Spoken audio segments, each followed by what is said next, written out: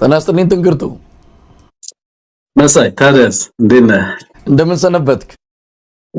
ይመስገነው አለሁ መሳይ እንዴት ነህ? ብዙ ነገሮች አሉ። ዛሬ የተገናኘነው በዋናነት አብይ አህመድ በምክር ቤት ተገኝቶ ያደረጋቸው የተለያዩ ነገሮች ናቸው። እንዴት የጠበቅነውን ያህል ነው ወይስ ከጠበቅነው በታች ነው በላይ ነው? እንደተለመደው ብዙ አስተያየት ልንሰጥበት እንችላለን። ግን በመነሻ እንዲሆኑ አንዳንድ ያቀርብኳቸው መረጃዎች አሉ። ወይዘሪት ብርቱካን አያኖ እዚህ አሜሪካ ሀገር ጥገኝነት ጠይቃለች። ሰሞኑን አንድ መረጃ ደርሶን ነበር። አብይ አህመድ በአፍሪካ ህብረት አንድ መደብ ላይ እንድትቀጠር ተፈልጎ ነበር። ነገር ግን መጽሐፍ ምንድነው የአንድ መንግስት እውቅና ወይም ደግሞ ሪኮመንዴሽን ነው የሚባለው ያንን ለማግኘት ከአብይ አህመድ በኩል ያደረገችው ጥረት አልተሳካም። አብይ አህመድ በአፍሪካ ህብረትም በአንድ ቦታ ላይ እንድትቀጠር ስላልፈለገ ያንን የእውቅና ደብዳቤ ባለመስጠቱ እዛ ፖዚሽን ላይ እዛ መደብ ላይ ልትቀጠር አልቻለችም። አውላላ ሜዳ ላይ የወደቀች ሆናለች ወይዘሪት ብርቱካን አያኖ። በመጨረሻም እዚህ አሜሪካን ሀገር መታ ጥገኝነት መጠየቋን ነው የሰማ ነው። እንዴት አየው? ወይዘሮ አስቴር ማሞ በቅርቡ ጥገኝነት ጠይቋል። ሚኒሶታ ሄደው ነው የጠየቁት። የዋሽንግተን ኤምባሲው ምክትል አምባሳደር ወይም ደግሞ ሁለተኛ ሰው ሆነው ለ3-4 ዓመት ቆይተው ነበር። በመጨረሻም ወደ ሀገር ቤት እንዲመለሱ ጥሪ ተደርጎላቸው አልመለስም ብሎ ሚኒሶታ ሄደው ጥገኝነት ጠይቋል።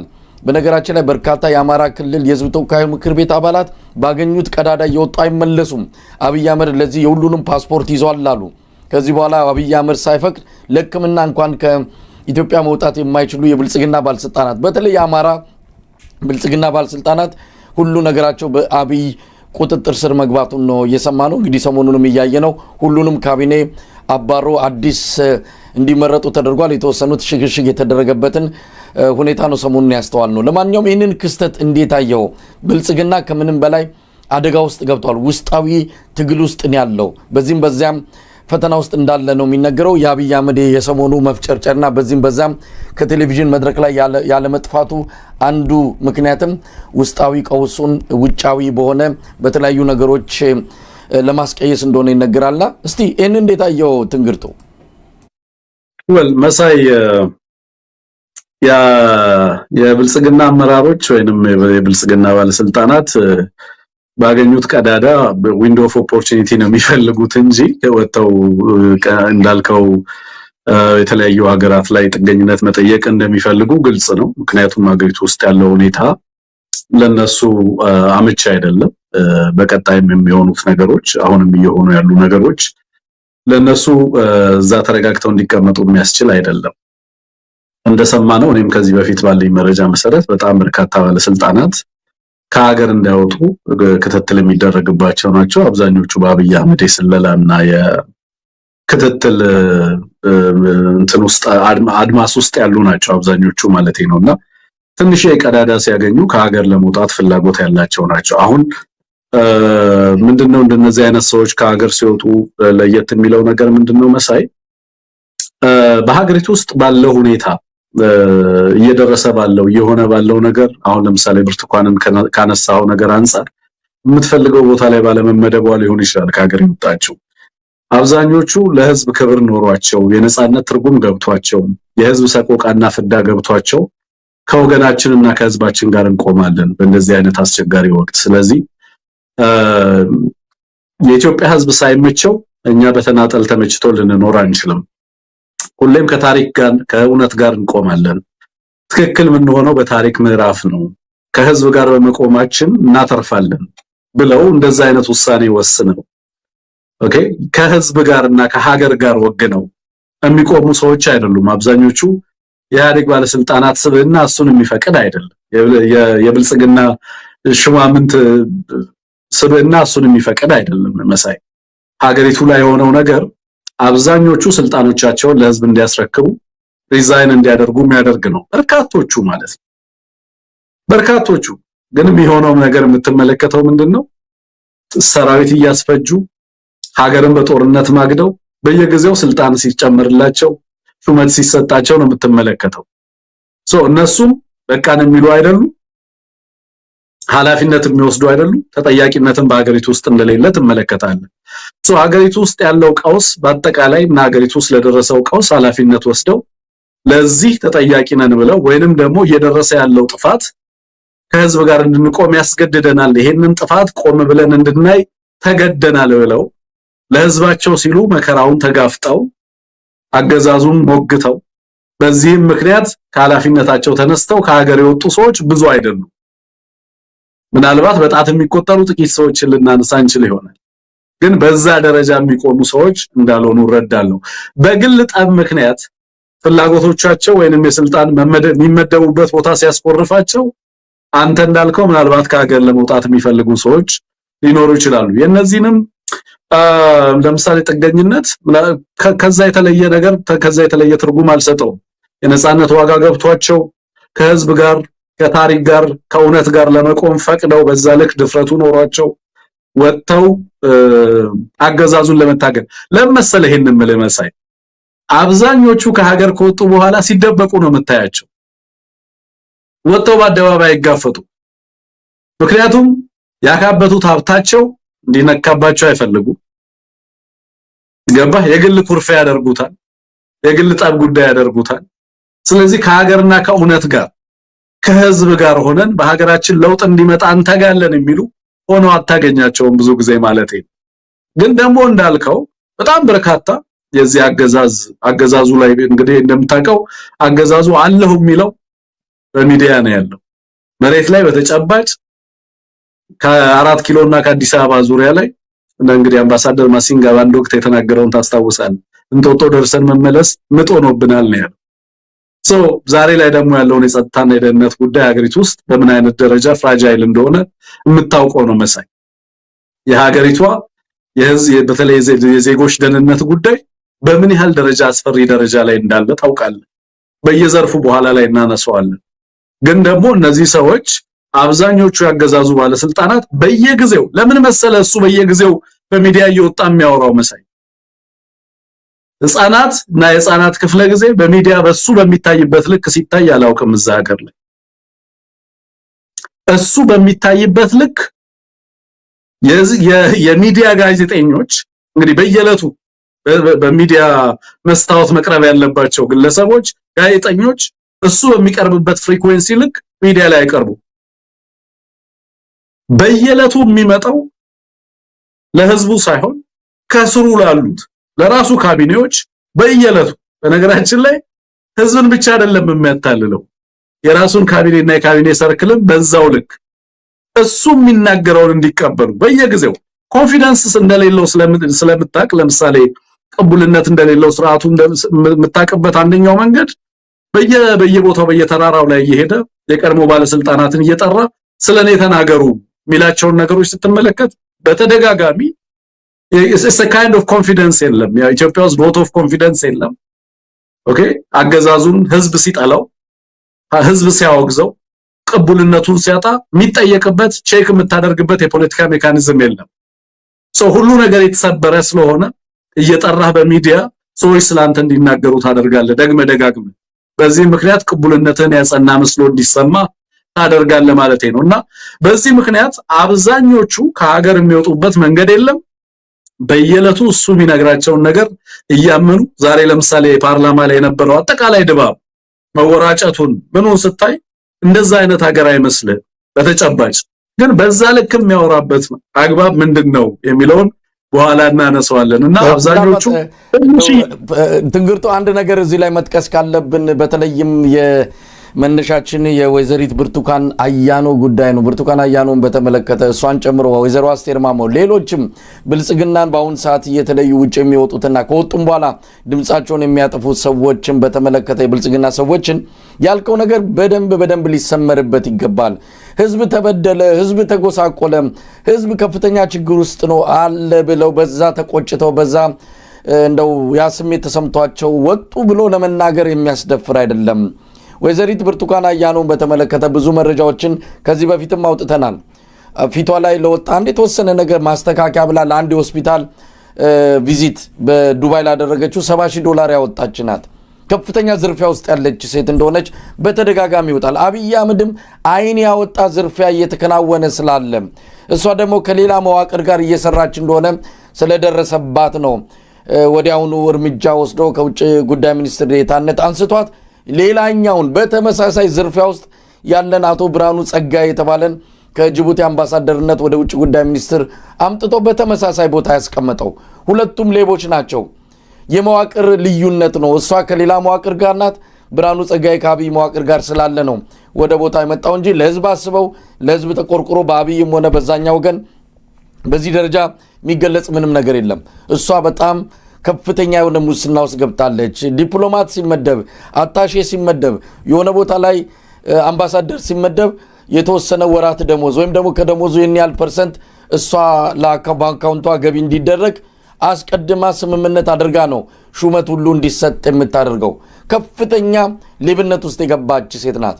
ወይዘሮ አስቴር ማሞም አንድም ቀን ለህዝብ በደል አንድም ቀን የኦሮሞ ህዝብ ተበደለ ኢትዮጵያ ህዝብ ተበደለ ብላ ስትናገር ሰምተን አናቅም። ሰሞኑንም ይህን እርምጃ ስትወስድ ምናልባት ምክንያት ካላት ብለን በእጅ ስልኳ ላይ ደውለን ደጋግመን ልናገኛት ያደረግነው ጥረት አልተሳካም።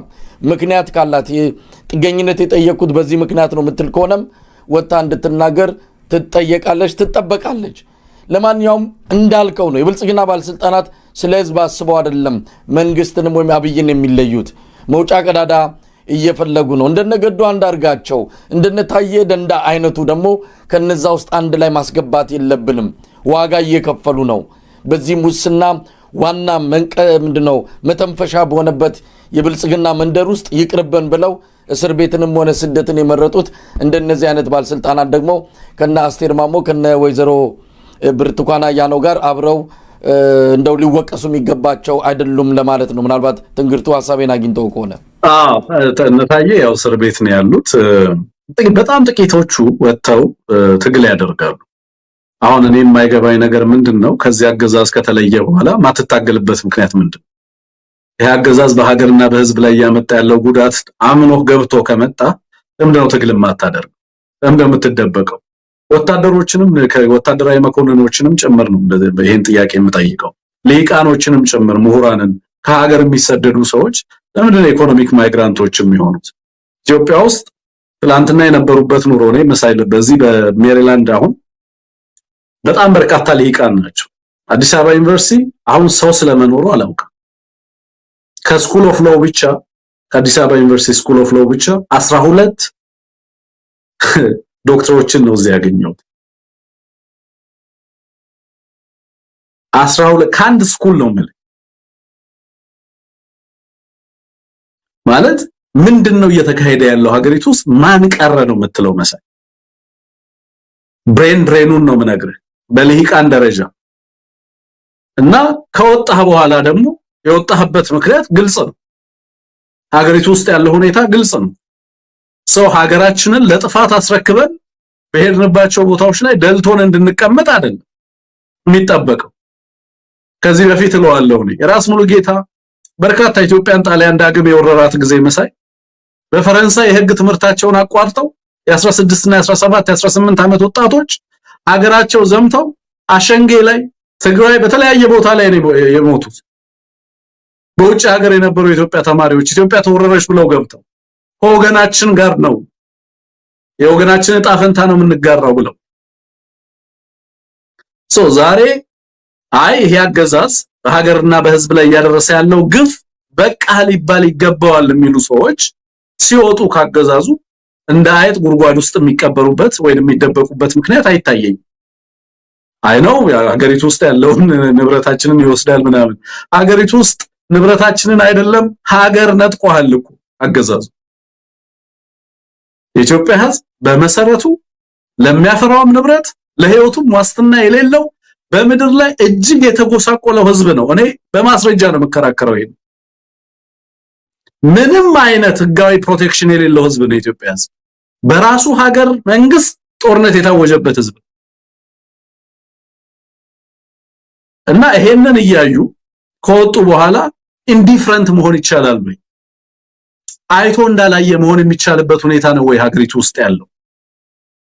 እስኪ እነሱ የገዙት ድሮን መሳይ አንድ ቀን ሌላ ቦታ ላይ ለሌላ ተልኮ ድሮን ተጠቀምን ሲሉ ሰምተህ ታውቃለህ? ኢትዮጵያውያንን ከየመን ከሁቲ ታጣቂዎች ወይንም ከሌሎች ታጣቂዎች ለማስለቀቅ ድሮን ተጠቀምን ሲል ሰምተው ታውቃለህ? አገዛዙ አንድ ቀን የኢትዮጵያን ህዝብ ክብር ለማስጠበቅ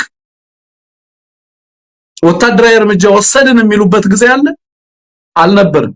ያለፉትን 7 ዓመታት የሚያመርቱትን መሳሪያ የሚገዙትን መሳሪያ ሁሉን የሀገሪቷን ሀብት ሸጠው ጦርነት ነበር ህዝብ ላይ ሲያውጁ ነበር።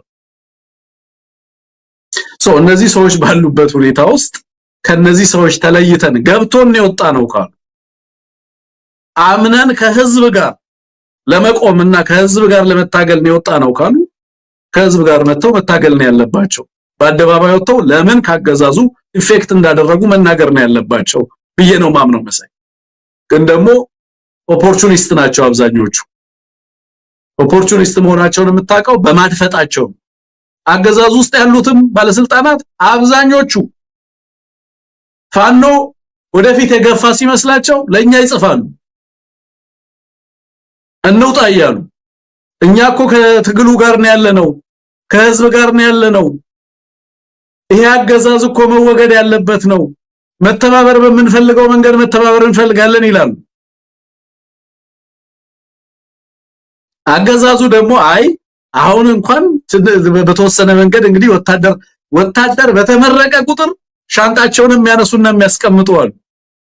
የደሃ ልጅ እየገባ ባለቀ ቁጥር የነሱ መቀጠልና ለመቀጠል ማለት ነውና መሳይ በእነዛ አይነት እንትን የሚያደርጉ ናቸው አብዛኞቹ። እንደዚህ አይነት ትዊስት ውስጥ የገቡ ናቸው። በተጨባጭ ከህዝብና ከሀገር እውነት ጋር እንቆማለን ብለው በድፍረት አገዛዙን ለመታገል የቆረጡ ወጥተውም ይታገላሉ። እዛም ሆነው በድፍረት ላመኑበት ዓላማ ይታሰራሉ፣ በትግል ሜዳ ይገባሉ፣ ይዋደቃሉ። ይሄንን አይነት ትግል እያደረጉ እንዳሉ ትመለከታለህ ማለት ነውና እነዚህ ሰዎች ወጡም ገቡም ጉዳያችን አይደለም። ይሄ አገዛዝን በተመለከተ የሚደረግ ትግል ግን ለአፍታም ቢሆን ሰዎች ስለመጡ በብዛት አናምንም አይደለም። ወጡ ገቡ በሚለው አይደለም። ዋናው ነገር ህዝብ እያደረገ ያለው ትግል ዞሮ ዞሮ ያሸንፋል። አገዛዝን እንደዚህ አይነት ግፈኛ አገዛዝን ከህዝብ ጫንቃ ላይ ለማውረድ የሚደረገው ትግል በሀገሪቱ ውስጥ ተጨባጭ ለውጥ፣ ሰላምና ዴሞክራሲያዊ ሽግግር በሀገሪቱ ላይ እንዲመጣ የሚያስችል ትግል ማድረግ ተገቢ ነው። ለዚህ ደግሞ ቢያንስ የገባቸው ሰዎች ከተሰለፉ በቂ ነው፣ ውጤት ማምጣት ይቻላል ብዬ አምናለሁ። መሳይ ትንግርቱ ያው ቀደም ሲል እንዳልነው በተለይ አማራ ተወላጅ ሆኖ ምክንያቱም በአሁን ሰዓት በአብይ አህመድ ኢላማ ተደርገው ታርጌት ተደርገው እየተጠቁ ያሉት የአማራ ብሔር ተወላጆች ናቸው። አምናቸውም የራሱ ሆነው አጎንብሰው ማሸርግደውለትም እንደፈለገ እንደ ሙዝ ልጣጭላቸው ላይ የወጣም የደፈጠጣቸውም አሁንም ድረስ የማያምናቸው የአማራ ክልል ባለስልጣናት ከሁለቱም ያልሆኑ ከህዝብም ሳይሆኑ ከአብይ አህመድም ሳይሆኑ መጨረሻቸው አጓጉል የሆኑ የአማራ ክልል ምስለኔ ባለስልጣናትም ሆነ ሌሎችም ከዚህ እንኳን መማር አልቻሉም። እዚህ ውጭ ወጥተውም በዛው ደብዛቸው የሚጠፋ ድምጻቸው የሚጠፋ ብዙ አይተናል። አንድ ቀን በስም ዝርዝር እየጠቀስን ሁሉንም እናጋልጥ እንደሚሆን ተስፋ አደርጋለሁ። እስቲ ወደ ዛሬው የአብይ አህመድ መድረክ እንምጣ። እንደው በጥቅሉ እንዴት አየኸው? አብይ አህመድ ሲወራጭ ነበረ፣ አብይ አህመድ ሲደነፋ ነበረ፣ አብይ አህመድ ሲቀጥፍ ሲዋሽ ነው የዋለው። አንድም እውነት አልተናገረም። መሬት ላይ የሌለ አየር ላይ ተንሳፈፈ የእድገት ዲስኩሮችን ሲያሰማ ነው ያለው። ምናልባት አንተ ጠቅለል አድርገህ በየአንዳንድ ጎላጎላ ባሉት ላይ በዝርዝር እንወያያለን። ግን ስታዩ አጠቃላይ ፓርላማው መድረክ እንዴት ነው ያየኸው? የኢትዮጵያ ፓርላማ አልነበረም የሚመስለው። ታርጌት በኤርትራ ጉዳይ ጀምሮ በኤርትራ ነው የጨረሰው አጠቃላይ ንግግሩን ማለት ነው። የሁሉ ነገር የእያንዳንዱ የኢትዮጵያ ውስጥ ያለ ምስቅልቅል ውጤት እና መነሻ እና መዳረሻውም ጭምር ኤርትራ እንደሆነ ነው ሲያነሳ የነበረው። ለኔ ከመሬት ላይ ካለው ተጨባጭ እውነታ የተፋታ ነው እና በሀገሪቱ ውስጥ ላለው የኢኮኖሚ ስብራት ተጠያቂው የኤርትራ መንግስት ነው። ሀገሪቱ ውስጥ ላለው ረሃብ ተጠያቂው የኤርትራ መንግስት ነው። ሀገሪቱ ውስጥ ላለው ጦርነት ተጠያቂው የኤርትራ መንግስት ነው።